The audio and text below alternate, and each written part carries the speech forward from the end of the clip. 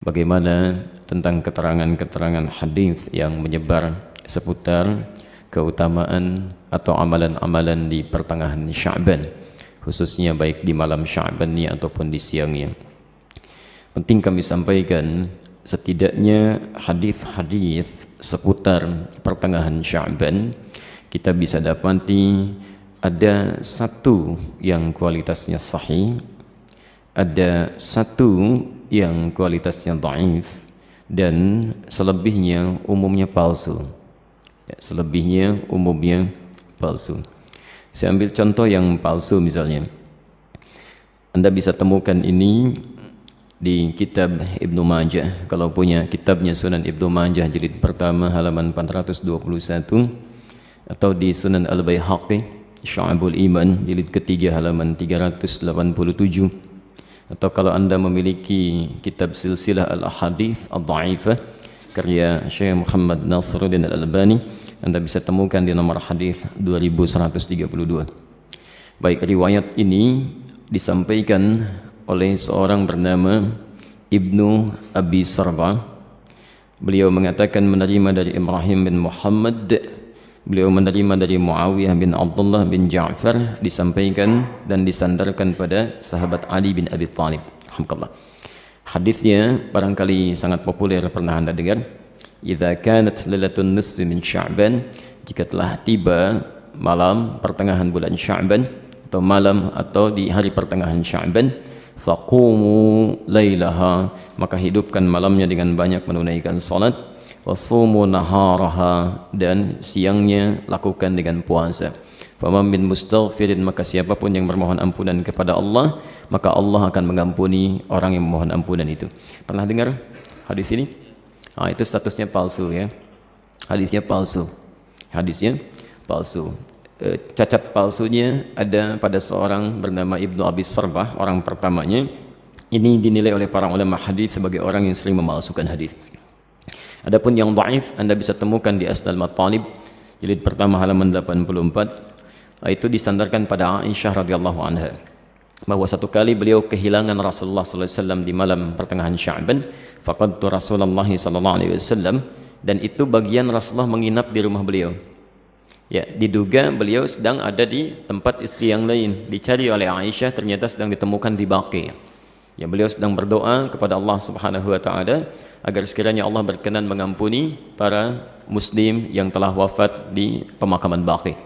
Ya, maka Rasulullah menyampaikan, katakanlah Aisyah, hari ini Allah mengamati kepada manusia dan mengampuni orang-orang memohonkan ampunan. Ini statusnya dhaif, tapi juga disahihkan oleh Syekh Muhammad Nasiruddin Al-Albani. Yang sahih itu riwayat Abu Musa Al-Ash'ari. Abu Musa Al-Ash'ari Anda bisa temukan di Silsilah Al-Ahadits As-Sahihah, alhamdulillah, karangan Syekh Muhammad Nasiruddin Al-Albani, nomor hadis 1144. Ini yang sahih, yang kalimatnya juga singkat, ya, bahwa Nabi SAW menyampaikan Allah Subhanahu wa taala mengamati, bahasanya mengamati, ya, kepada hambanya, ya, di malam pertengahan Sya'ban, ya, di malam pertengahan Sya'ban, dan mengampuni yang memohon ampunan sekalipun sebanyak bulu domba di sekuk kalem. Itu yang sahih. Ya. Ini sebetulnya semakna dengan hadis-hadis qudsi yang disampaikan orang pertamanya 31 orang sahabat senior, dan itu biasa keutamaan-keutamaan malam. Misal yanzilu rabbuna tabaraka wa ta'ala, Allah kemudian yang menghamparkan rahmatnya ke langit dunia kepada hambanya setiap sepertiga malam. Itu tiap hari itu, ya, sepertiga malam, ya. Maka Allah kemudian berfirman, faqala ya ibadi, hambaku, siapa yang memohon kepadaku aku akan berikan, siapa yang meminta aku akan kabulkan, faman istaghfara liya, dan siapa mohon ampunan faghafartu lahu, aku ampuni dia. Itu tiap hari, tiap hari. Jadi kalau Anda nggak minta itu rugi, dan hadisnya qudsi, ya. Dan khusus untuk malam Sya'ban, hadisnya berbeda seperti tadi kami sampaikan dari Abu Musa Al-Ash'ari, itu dimulai di malamnya. Kalau tiap hari di penghujung malam. Nah, jadi ini yang sahih. Dan amalannya Nabi tidak menyebut spesifik. Karena itu sahabat itu banyak beramal saja, ya. Ada yang kemudian salatnya qiyamul lail, yang tahajud, ya. Ada yang banyak beristighfar, macam-macam. Dan tidak ada amalan spesifik. Nah, jadi kalau misalnya ada amalan-amalan spesifik menunjukkan di malam itu, ya, itu sesungguhnya hadis-hadis yang disepakati oleh para ulama itu hadis palsu. Misal hadis yang mengatakan bahwa bangun di malam Sya'ban, tunaikan salat sekian rakaat, dibacakan dengan qul huwallah di awalnya dan sebagainya. Itu saking palsunya hadis itu, di kitab hadis palsu aja nggak ada. Ya, saking palsunya itu nggak ada. Ya. Itu dimunculkan kemudian dan disandarkan pada tabi'in bernama Khalid bin Ma'dan yang hidup di Damaskus pada saat itu. Beliau tidak melakukan itu. Beliau hanya menunaikan salat-salat sunnah malam, gitu ya. Qiyamul lail, tahajud itu yang ditunaikan. Cuman orang salah menduga, gitu ya. Jadi kalau Anda ingin hidupkan malamnya dengan ibadah-ibadah sunnah, silakan saja, boleh. Qiyamul lail, tahajud, baca Quran, istighfar, itu standar, biasa. Dan ada keutamaan di situ. Kalau siangnya ingin puasa, boleh. Puasa ayyamul bid. Masya Allah, sekarang kan merangkai itu. Kamis tanggal 12 kan kemarin, Jumatnya 13, Sabtu 14, sekarang 15. Antum masih boleh puasa. Ya, sekali khair. Baik, jadi sah-sah saja kalau siangnya ingin puasa, tapi jangan disandarkan pada keterangan-keterangan hadis yang bermasalah, ya. Termasuk ada yang fenomenal itu, ya. Jadi zaman dulu nggak ada, sekarang ada tuh. Ya, bahwa pada saat pertengahan Sya'ban buku amalan manusia ditutup, ya. Pernah dengar itu?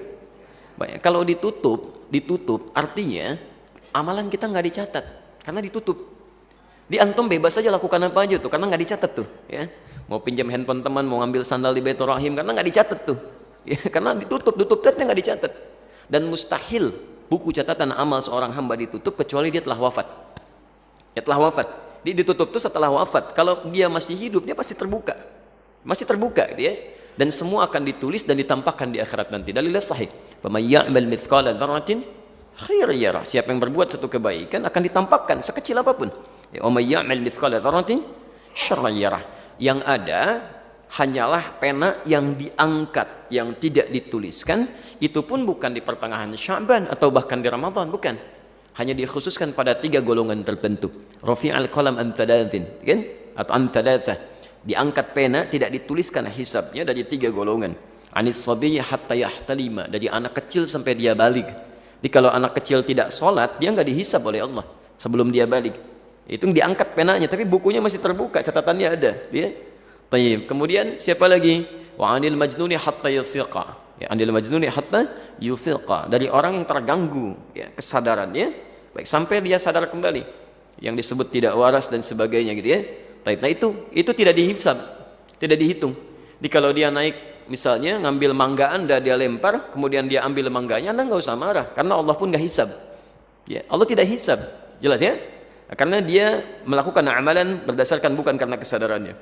Dan yang terakhir, anin naimi hatta yastaiqidha. Ya, dari orang yang tidur sampai dia bangun.